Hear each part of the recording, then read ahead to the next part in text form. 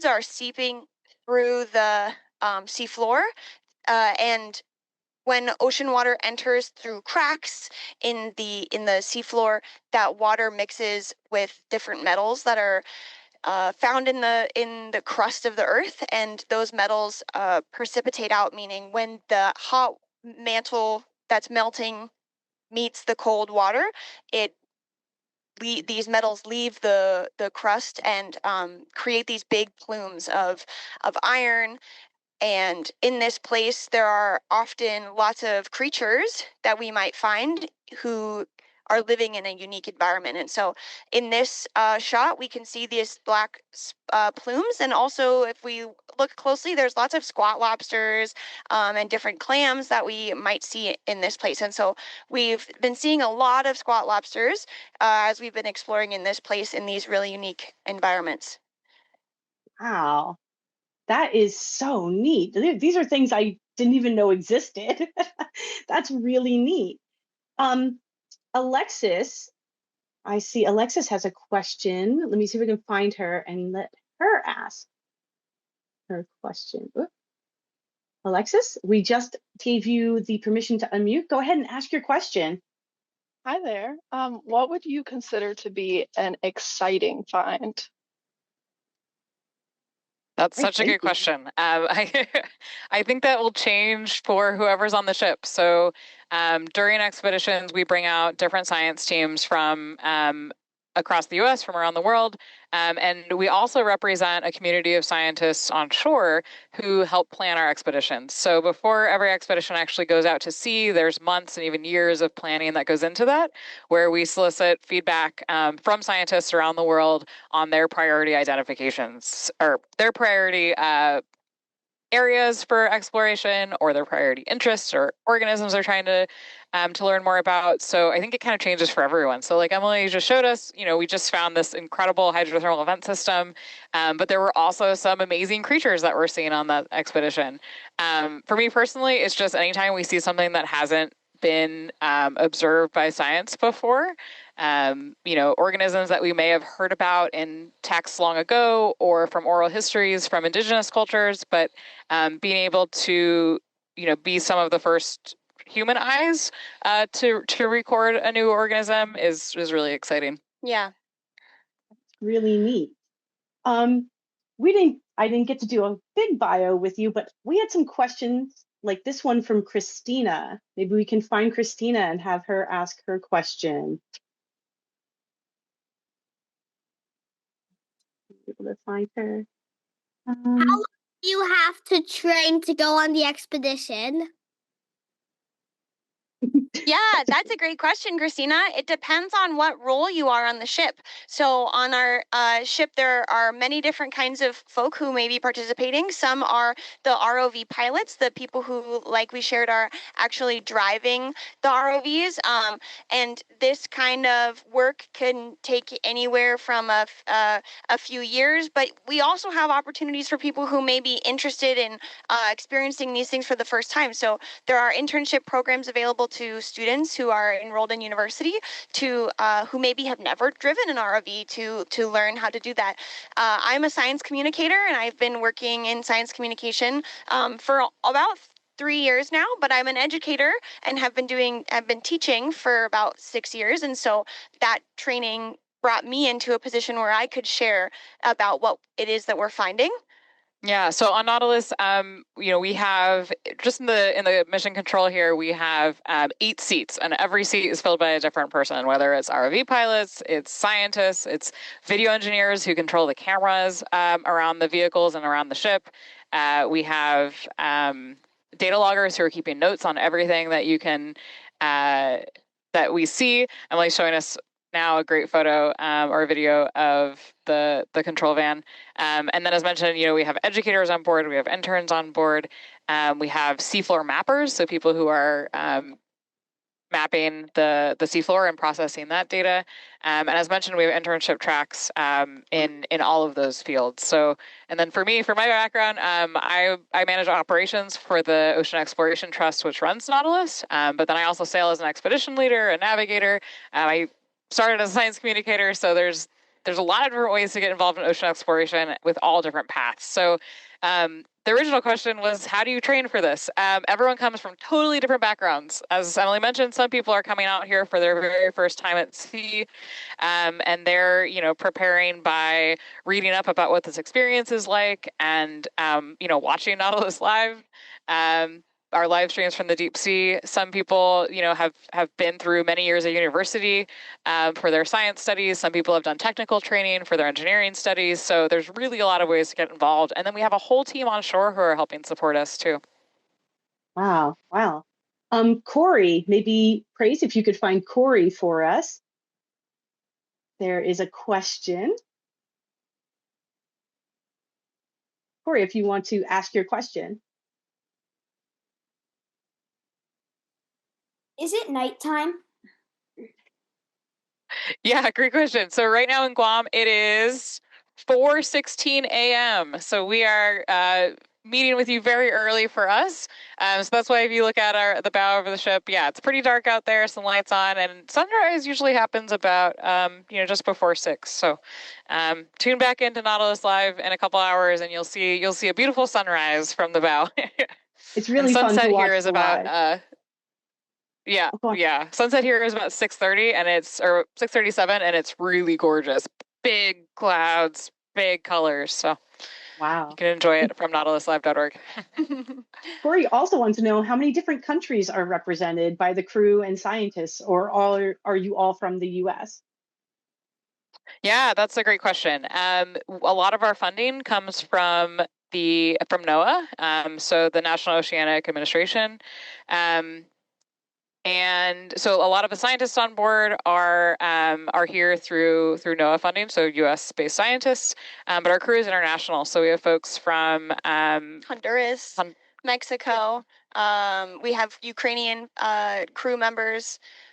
Yeah, all over. Romania, Azerbaijan, Ireland. We have quite an international crew right now. And it changes all the time. So if you go on our website, you can actually see who's on the current expedition. And then every expedition it changes. So this year we have 5 expeditions that we're in about halfway through our season right now. Oh, thanks, Emily. Perfect. So we are mostly in the Pacific right now, but our expeditions have spanned from the Mediterranean to the Atlantic Ocean to the Caribbean, Gulf of Mexico, and now we're out in the Pacific. We've been out in the Pacific for the last decade, since 2015. I have a question from some kindergartners that are watching, and they want to know, what is the hardest job to do on the ship and what is the easiest job to do on the ship? I would definitely say the hardest job is for the cooks, because they are keeping all 50 of us fed and happy 3 times a day, and that is no easy feat. That is by far the hardest job. Easy jobs? I don't know. I feel like everyone's got hard days and easy days. We're usually on a 4-hour watch schedule, so you'll have 4 hours on watch where you're actively doing your job. Whether it's in the control van or you're doing maintenance behind the scenes. And then you have 8 hours off, and then you go back on for 4 hours. So sometimes those 4 hours where you're on, you're go, go, go. And sometimes it's like maybe the ROVs are diving, and so you're watching water go past for 4 hours. Yeah. Wow. All right. So I'm going to attempt to play some recorded questions for some folks that couldn't be here today, but they had some great questions, and I can see that they're coming up with some of our participants here too. So give me one moment to find this, and we are just going to share the sound. I don't want it to, well, I guess it's just going to do it, whether or not I want to have the video here, but Hi, my name is Tatum, and how do you make to the bottom of the sea without getting crushed? Why? so you may have been able to hear that, but we also had the Robinson, oh, 1 second. But we also had a question like, how do these ROVs and everything withstand all that pressure under the ocean? Because there's a lot of pressure down there, right? Can you explain how that works? That's a great question. So like we said, we use these ROVs, remotely operated vehicles. So there's many things that go into this. A team of people are responsible for working on the maintenance of the ROVs. That's anything from, the electrical cables to helping deploy. So deploying is what we're seeing here. This is putting ROV Hercules into the water at night, getting ready for what could be up to a maybe 20-hour dive. And this is a ROV that is connected to a really long tether. So there's a long cable that connects the back of the ROV to the ship, and that's what powers all of the lights, what allows us to control the fans that move the ROV through the water, as well as all of the manipulation, the arms that ROV Hercules uses to, gather samples or slurp things up if we find things that we want to sample. Something that is one of the best ways that we maintain electrical components under the water is through the use of pressure. So it's very true that these electronic devices that this ROV is put under immense amount of pressure, and if we don't take care of the electrical components, then there runs the risk of water going into them. And so here's a photo I just took this morning so I could be able to show you. We house the electronics in a mineral oil, and that mineral oil allows us to create pressure. So this gets pressurized. We pump air in. We pump liquid into this at a high volume to make sure that when it's at a level, we are able to prevent seawater from entering into those electrical components.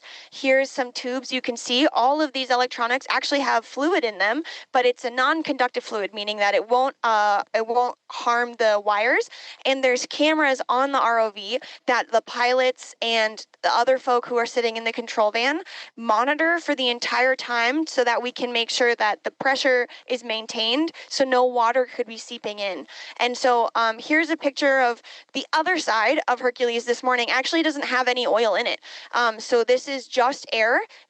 Because we're in between our dives right now and we're about to transit, we take components off of the robots, and I don't, but our amazing engineers work on making sure that all of the pieces are working really well, and we check them every time after we dive so that the next time we get ready to send Hercules down into the ocean, he's ready to withstand that pressure. And keeping these electrical components under pressure with mineral oil is the best way to prevent seawater from seeping in and damaging.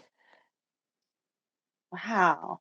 That sounds like a whole lot of planning and engineering had to go into creating this big, amazing robot and the ship that goes with it. That's pretty cool. We had an anonymous person ask, but several people are very curious as well. If you discover an organism, do you get to name it? That's such a good question. So on Nautilus, we are like the data collectors. We're the platform where we have scientists come out, and we provide the resources for the scientists. So when there is a species that might be, the first time science has seen it, it takes months to years for that process to be to kind of go through the research process and determine whether it truly is a new species. And at that point, the people who are doing that primary research and writing that paper are the ones who get to name it. But we really encourage our science partners to work with the communities in which they are gathering this research. So to work with indigenous knowledge holders or language holders, so that those names kind of reflect the places. So on Nautilus, we've had numerous sightings of organisms that go on to be new species, but again, it takes years for that process to happen. So it's not something that we personally get to be involved a lot on, but we love to hear those stories come back out of research years later. That's really cool. Because again, it's very similar to some other questions. I have a question from Wilder that I'm going to share with you. And we're just gonna do this again. Here we go. Hi, my name is Wilder. I would like to know, why do we know more about the outer space more than we know about the depths of the ocean? Hi, my name is Piper. All right, so Yeah, we have a lot of folks that are asking, like, we only know about 25% of the seafloor. Like, why is that? Yeah, that's a great question. A lot of it is coming down to how research is funded, and also the folks who are involved in getting this work done. And so, for a long time, there have been different priorities in their fields of research in terms of what it is that scientists may be interested in studying. And space has been a really interesting and important place to discover. And also, the research that we've done in space has helped us better understand some of our oceans and vice versa. The more that we can learn about what we see outside of our planet, and also terrains that we see, chemical compositions of different planets, that can tell us information about how our Earth was formed and the history of our planet in the solar system. But we're working on bringing that research back to our home planet, and really focusing on what it is around us where we are here. The ocean and space are both really hard to get to, and they require different kinds of technologies, and they are both being studied. Our oceans are huge, and so we are doing a lot of work to map and to figure out what things may be down there and why. It just takes a lot of time, and it takes a lot of people to get multiple ships out there to get this technology, to be able to gather seafloor data. It takes a really long time to dive ROVs. So it's kind of a balance between the people and funding, and sort of where people's priorities may be. Yeah. Interestingly, some of the research that's been done on Nautilus has actually been done by NASA teams, by teams who are studying the space and ocean worlds is the term that they call it. So moons or planets that may have environments that are analogous, that are similar to like deep sea hydrothermal vents on Earth. So it's been really interesting to see kind of how technology that is meant for the space has been tested in the ocean. So as mentioned, Wow. there's just a lot of back and forth between the two fields. And so we have an anonymous attendee asking, like, all this information that you gather here on Nautilus, who uses that? Who uses all that information? I guess you've kind of alluded to that here, but maybe you can kind of tell us what types of people use it. Yeah, absolutely. So as mentioned, we gather information for the scientific community and for the public. So all of the data we collect is available publicly. So on our website, nautiluslive.org, you can access all of our data, whether it's seafloor mapping, whether it's information about the samples that we collect or video that we collect. And so scientists can make requests to kind of get a data package. But there are a lot of links on our website where the general public can just kind of explore our data and use it for their own purposes. So all of that is publicly available. And then we have, dozens, hundreds of researchers who through the years will pull that data for their own research as well. And I have another anonymous question, but a lot of folks are curious, and this is a little bit of a more serious question, but have you ever seen things like plastics or microplastics, or and how do those sorts of things affect our ocean friends? Yeah, absolutely. So I'd say the short and unfortunate answer to that is that the oceans are very big, but humans also have big impact. So wherever we go, even if we're thousands of meters, below the surface of the ocean, we'll likely find some evidence of human impact. Whether it's interesting. Sometimes we find like soda cans from the 1970s where may have been thrown off quite a while ago, but it's still there, and it's a good reminder that the impact that we have now can last generations ahead of us. So definitely something we're always aware of. Think about, yeah. And then maybe a little bit more fun kind of pollution. Have you ever seen any shipwrecks while you're down there? Yeah, we have seen lots of shipwrecks. And also, the next expedition that we're focusing on is an archaeological expedition that's taking place in the Solomon Islands, which is a location where there's over 100 sunken planes from a World War II battle. And we are excited to bring on different historians and archaeologists who will be able to better explain the history of the things that we see. But just a few years ago, we mapped the USS Independence. And this was an incredible find because it was covered in all of these sea fans. Wow. And sponges, yeah. And And actually, sponges. this is a plane that was actually in the hangar on board the Independence. So the Independence was a aircraft carrier from World War II, and this plane was actually still sitting upright in the hangar. This was a ship that was actually intentionally scuttled, so it was intentionally sunk off the coast of the Bay Area in Central California.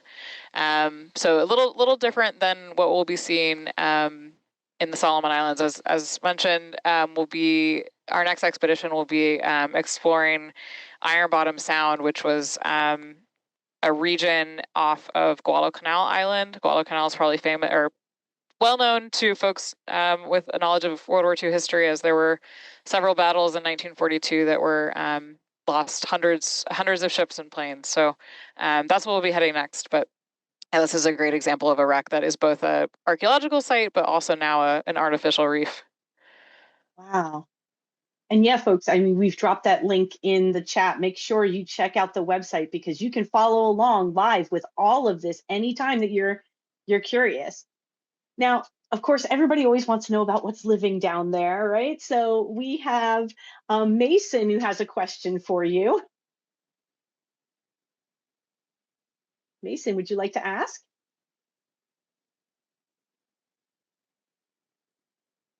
Oh, you know what? I'm going to go ahead and ask for you, Mason, just because you may be having some technical difficulties.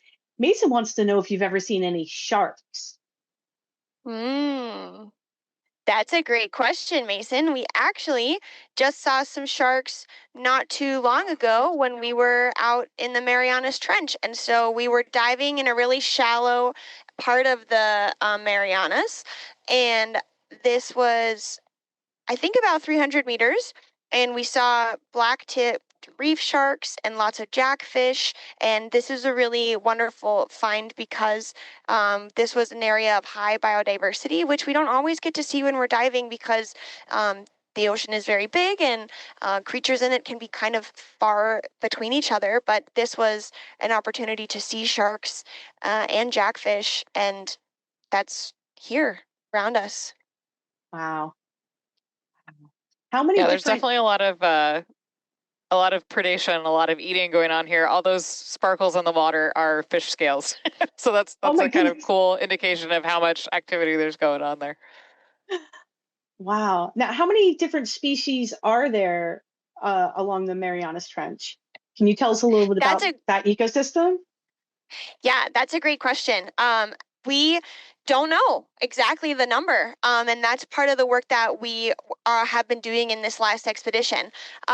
So there's there's research coming out now about environmental DNA, which is a way for scientists to gather clues about what kind of creatures may be living in specific environments. And so there are autonomous robots that we can send down into different depths of the ocean that collect water samples, and we can filter those water samples to find any kind of cells or tissue, any kind of biological debris or stuff that has fallen off, like Samantha was saying in that video, those fish scales.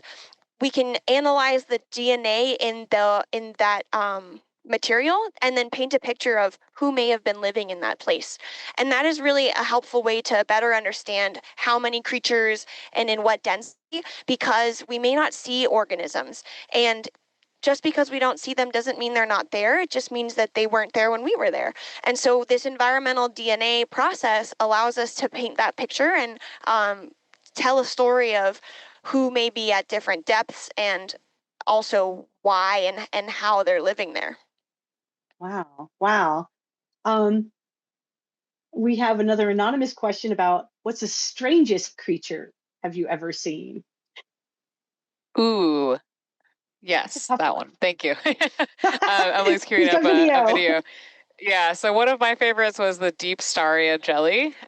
This was actually seen off of the coast of Baja California, Mexico. And these jellies look like, kind of like a plastic bag floating in the water. But as you get closer, you realize that there's this geometric mesh that extends over the entire body of the jelly. And that mesh is actually canals that deliver nutrients. So it's kind of their intestinal system. And they're just really unusual to see. They sometimes have a little invertebrate that looks kind of like a roly-poly living inside them that just travels with them and will eat kind of whatever food they don't eat. So I just think they're really, really neat. But since it is Cephalopod Week, it would be great to show a video. Yes. We actually had a bunch of cephalopod videos queued up, but everyone's had such great questions about everything else that we're doing that. So maybe we can show a vampire squid. Thanks. That's exactly what I was thinking. So cephalopods, vampire folks, squid. we might want to remind folks what cephalopods are. Yeah, absolutely. So cephalopods are, that word is actually head foot. So it's animals that have, here, we'll show a video, that have, this is a vampire squid, so we'll talk about the vampire squid.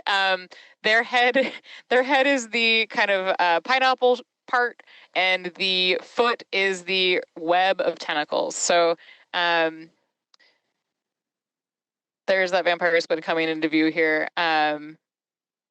There it is. So they're called vampire squid because they look like something kind of that's coming out of horror film, but it turns out they're actually detritivores, which means that they're eating detritus. So they're eating kind of like the scraps of the ocean, and they have these little tentacles that reel out like little fishing lines that will grab little bits of flakes out of the water and then reel those back in and be able to eat off of that. So they look very scary, but they're actually the kind of some of the ocean cleanup crew. Wow. That's a great way to describe it, Samantha. Have you ever seen any giant squid? That's another question we get. I would love that. That is my life goal. I am a huge squid enthusiast. But I did get to see one of my bucket list animals last year in Palau, and this is a video of that organism. So this was actually the first time that we had seen Nautilus off of the exploration vessel Nautilus. These are ancient cephalopods that have 90 arms. You can see their little arms there. And they live in a shell that actually has chambers of air pockets. So they're able to regulate their buoyancy. They're able to kind of regulate their swimming off the seafloor. Based on these chambers, yeah. They move using jet propulsion, so you can see they have a hole at the bottom. And if you look closely, maybe we can see that every now and then you'll notice sand moving as the air is being pushed through their hole. And Samantha even has in the studio today a chambered Nautilus shell. Yeah, so they're quite large. And if you were able to kind of cut this in half, you'd see that it had chambers. If you were able to cut this right down the middle, you'd be able to see that it has chambers here. And then the rest of the animal would be kind of coming out this part. So it would be bopping along. Yeah, I think that was the right way. Yeah. Yeah, but one of the coolest sightings we've seen on board definitely in the last year or so. But always on the lookout for more cephalopods: squid, octopus, nautilus. Those are and cuttlefish. And cuttlefish, yes. We did have someone ask if you've ever seen a Dumbo octopus and what your favorite is. Oh gosh. Yeah. We have seen Dumbo octopus, and here's a video of a cute little yellow Dumbo octopus as well as a jelly. So you can kind of see him. And this was a really, really cool shot that we found these three creatures at once, which was, like I shared earlier, biodiversity in one shot is we're not always lucky to come across that. And so we were able to spot this. And you might notice as the camera pans, all the light that you see in these videos that we're showing you are just from our ROV Hercules.